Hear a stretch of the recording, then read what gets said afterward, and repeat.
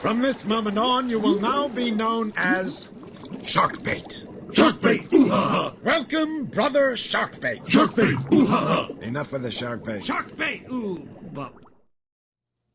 Hey, what's up, everybody? This is D coming back strong and proud with a product review. I know I've been falling behind a little bit. Work has been crazy, but you got to make money to pay for this hobby, right? Got to do something.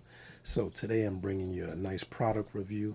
And the good thing about product reviews is nothing like seeing somebody actually use the equipment and set it up to give you an idea of, whether it's going to work for you. It could be the best thing on earth, but maybe not everything is for you. So anyway, I'm going to bring you a product that I'm kind of been wanting to get my hands on. I got it here, so I'm going to show you what I do with it.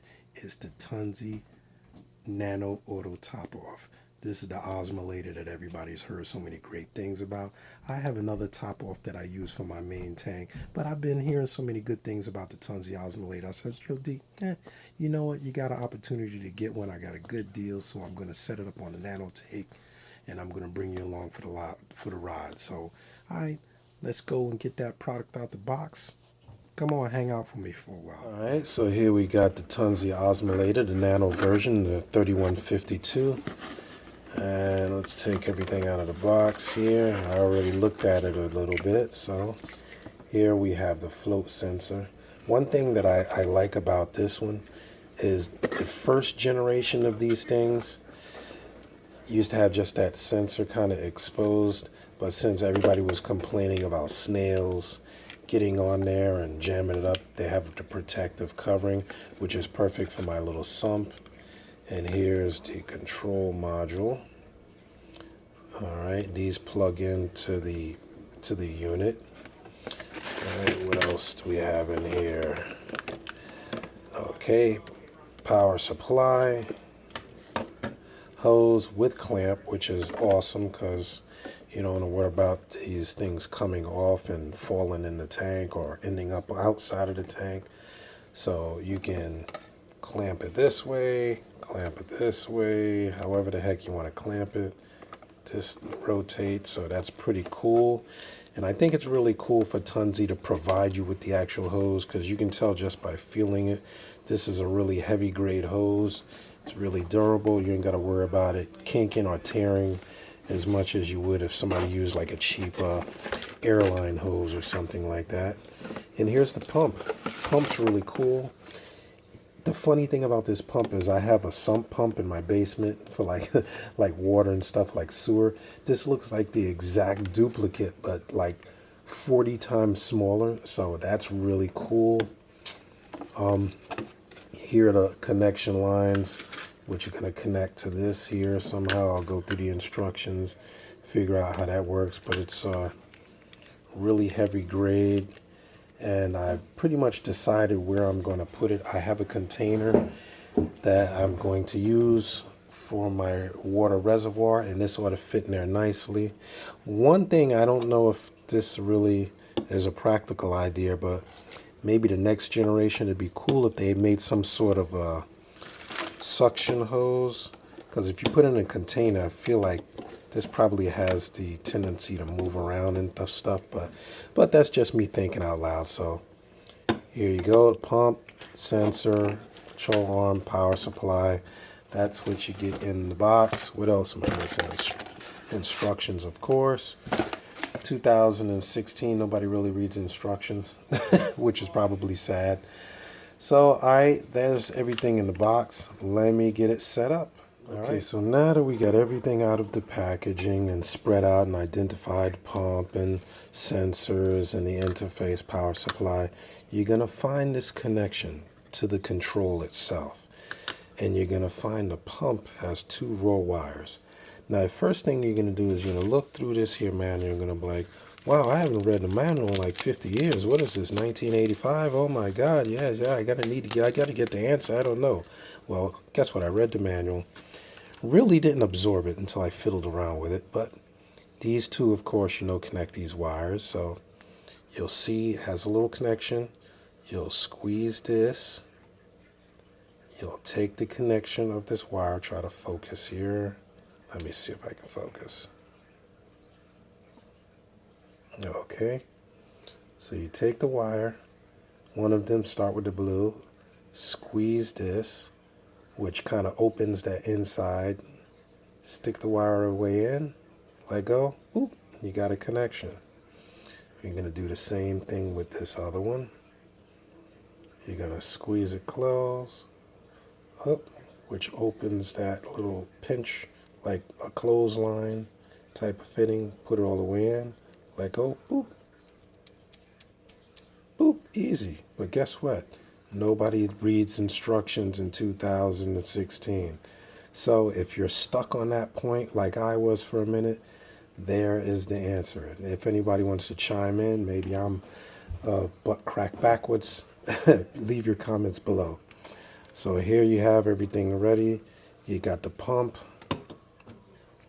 You got it hardwired to the control here. This is like your junction box. And you have your sensor connection, which is right here. So I'll try to untangle it because I'm dealing with a really small workspace on my kitchen counter. Pump, junction, sensor, power supply. So at the end of the day, this is your top off unit. So now I'm going to use these tie wraps, which I never ever throw away, to wrap up my wires nice and neat.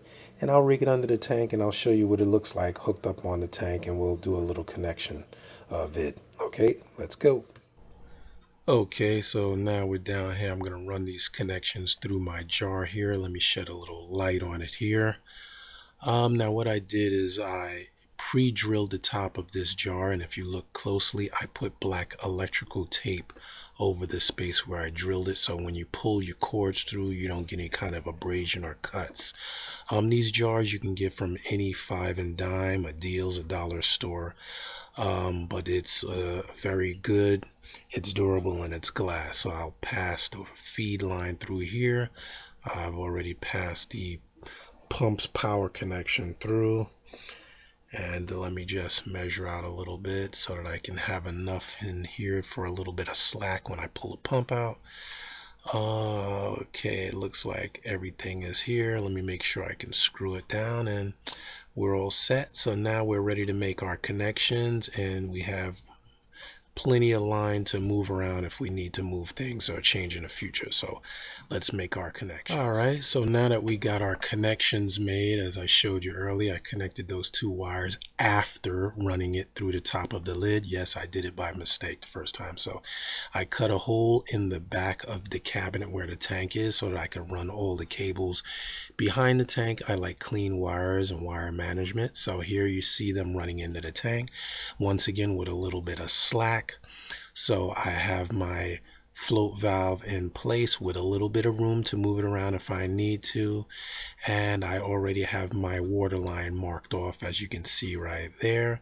So now we're about ready to put this unit to the test. So now let's go to the final phase and get it filled. Now we'll just go through a little dry run. As you can see, I have the top off sensor set right there, the little float valve set right there, and I have my line, which I keep the top of that unit at.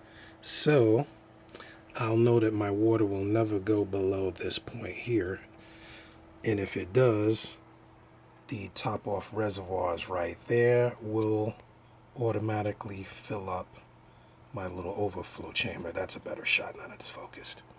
So now I'm going to do a little trial run by taking my little turkey baster here and pulling a few bits of water out, which should activate the top off once it drops, and there it goes. You can hear when that water level drops, that sensor cuts on. I'm going to do it one more time.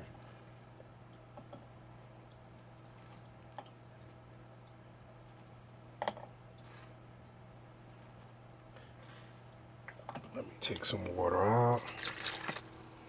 I'll put this water back in. There you go. You see the pump cut on and cut off real quick. And I only took a few turkey basters full of water, which I will put back in to get that level back up. I'm going to actually fill it up to the line. the water that I took out. And as you can see, everything works fine. So it's a really great item to have on your tank. It keeps your water parameters stable so you don't have salinity swings, pH swings. If you want, you can put your caulk washer or your additives in the top off so that as your water is going into your aquarium, it'll actually dose your additives. I don't do that because I like to do things manually. I don't like everything automated. I like to have a lot of hands-on time with my tank, so this way little things I notice. But as for review purposes, excellent item. As far as top offs go, this unit is excellent. So kudos for the Tunze Auto Top Off. The Osmolator 3152 works like a charm. It's really quiet. If I didn't have this thing right here, you'd never hear it. And the tank and all its inhabitants are happy. So this is D signing off, giving it a thumbs up on the Tunze Osmolator Auto Top Off.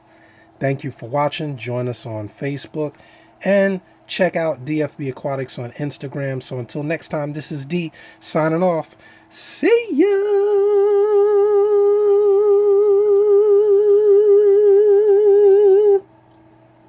He always peeks out. Wait for it. Wait for it. There he is. See ya.